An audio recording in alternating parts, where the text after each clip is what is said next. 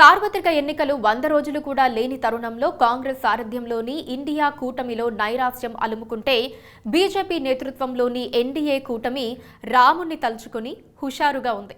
వచ్చే ఎన్నికల్లో రాముడే తమకి హ్యాట్రిక్ విజయం ప్రసాదిస్తాడని, అయోధ్యలో రామ మందిరం నిర్మించి పెట్టినందుకు రాముడు బీజేపీ రుణం తీర్చుకుంటాడని కమలనాథులు ధీమాగా ఉన్నారు. దీనికి భిన్నంగా ఇండియా కూటమిలో కాంగ్రెస్ పెత్తనాన్ని ప్రశ్నిస్తూ ఇప్పటికే మమతా బెనర్జీ పార్టీతో పాటు ఆమ్ ఆద్మీ పార్టీలు వచ్చే ఎన్నికల్లో బెంగాల్, పంజాబ్ రాష్ట్రాల్లో కాంగ్రెస్తో పొత్తు ఉండదని తేల్చేశాయి. ఇది ఇండియా కూటమికి కోలుకోలేని షాకే అంటున్నారు రాజకీయ పండితులు.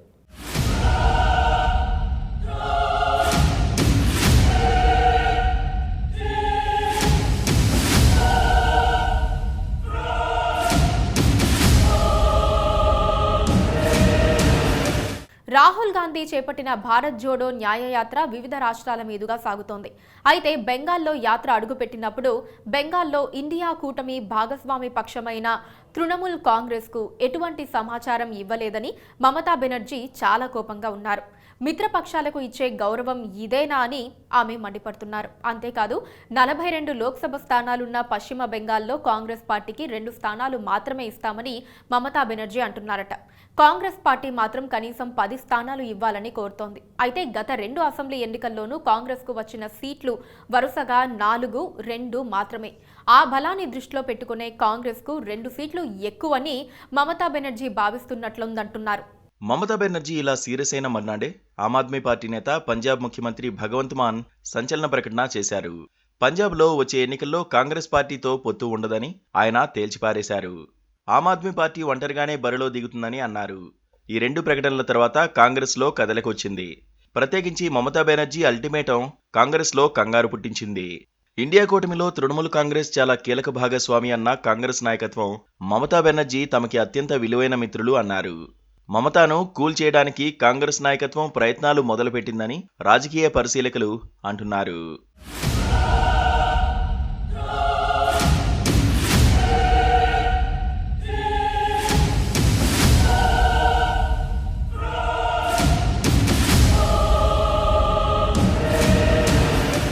ఈ 2 తలనొప్పులతోనే కాంగ్రెస్ పార్టీ చికాకు పడుతూ ఉంటే ఇవి చాలవన్నట్లు మరో ప్రచారం కాంగ్రెస్ పార్టీలో వణుకు పుట్టిస్తోంది. ఇండియా కూటమికి కన్వీనర్గా ఉంటారనుకున్న బీహార్ ముఖ్యమంత్రి నితీష్ కుమార్ త్వరలోనే ఇండియా కూటమికి గుడ్ బై చెబుతారని, ఆయన తిరిగి నరేంద్ర మోదీ నేతృత్వంలోని ఎన్డీఏ కూటమిలో చేరే అవకాశం 2014, 2019 ఎన్నికల్లో వరుసగా 2 సార్లు ఓడిపోయి ప్రతిపక్షానికే పరిమితమైన కాంగ్రెస్ పార్టీ వచ్చే ఎన్నికల్లోనూ అధికారంలోకి రాకపోతే ఆ పార్టీ మనుగడ చాలా కష్టం. మరో 5 ఏళ్ల పాటు పార్టీని బతికించుకోవటం నాయకత్వానికి సాధ్యం కాకపోవచ్చునంటున్నారు. ఆర్జేడీతో జతకట్టారు. ఎన్డీఏలో చేరినప్పుడు సీఎంగా ఉన్న ఆయన ఆర్జేడీతో జట్టు కట్టిన తర్వాత కూడా సీఎంగానే ఉన్నారు. ఆ క్రమంలోనే వచ్చే ఎన్నికల్లో ఎన్డీఏని గద్దె దింపాలన్న కాంగ్రెస్ ఇతర విపక్షాల పిలుపు మేరకు ఇండియా కూటమిలో చేరారు. కొద్ది నెలల పాటు యాక్టివ్గా పనిచేశారు కూడా. కానీ తాజాగా ఆయన ఇండియా కూటమితో ముందుకు సాగితే రాజకీయంగా లాభం ఉండదని భావించినట్లు తెలుస్తోంది. ఏ ఎన్నికైనా సరే గెలిచే అవకాశాలు ఉన్న వారితోనే చేతులు కలపడం నితీష్ ప్రత్యేకత. దీన్ని ఆయన మార్కు చాణక్యంగా కొందరు పొగిడితే ఆయన అవకాశవాద రాజకీయానికి ఇవే నిదర్శనాలని ప్రత్యర్థులు అంటారు. తాజాగా మరోసారి ఎన్డీఏ కూటమిలో చేరాలని నితీష్ ఆలోచన చేస్తూ ఉండటానికి కారణాలు ఉన్నాయంటున్నారు రాజకీయ పండితులు. అయోధ్యలో రామమందిర ప్రారంభోత్సవ కార్యక్రమంలో బాలరాముని విగ్రహానికి నరేంద్ర మోదీ ప్రాణప్రతిష్ఠ చేయటంతోనే యావత్ దేశం జై శ్రీరామ్ నినాదాలతో మారుమోగిపోయింది. బీజేపీ కూడా ఈ అవకాశాన్ని సద్వినియోగం చేసుకునేందుకు ముందు నుంచి ఇంటింటికి అక్షింతలు పంచిపెడుతూ రామమందిరాన్ని చూడాలని ఆహ్వానిస్తూ వచ్చింది. 3 దశాబ్దాల క్రితం రామజన్మభూమిలో రామమందిర నిర్మాణం చేస్తామన్న హామీతో రాజకీయాల్లో ఎదిగిన బీజేపీ మొత్తానికి రామమందిరాన్ని పూర్తి చేసి జాతికి అంకితం చేసింది. ఈ విజయంతో మెజారిటీ హిందువులు, రామభక్తులు వచ్చే ఎన్నికల్లో బీజేపీనే గెలిపిస్తారని కమలనాథులు చాలా ధీమాగా ఉన్నారు. నితీష్ కూడా దీన్నే నమ్ముతున్నారు.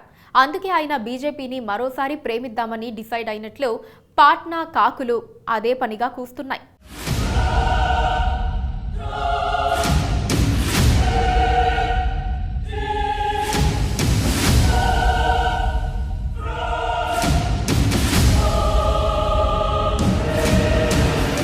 ఈ స్టోరీపై పూర్తి వివరాలు తెలుసుకోవాలి అంటే డిస్క్రిప్షన్లో ఇచ్చిన లింక్ క్లిక్ చేయండి.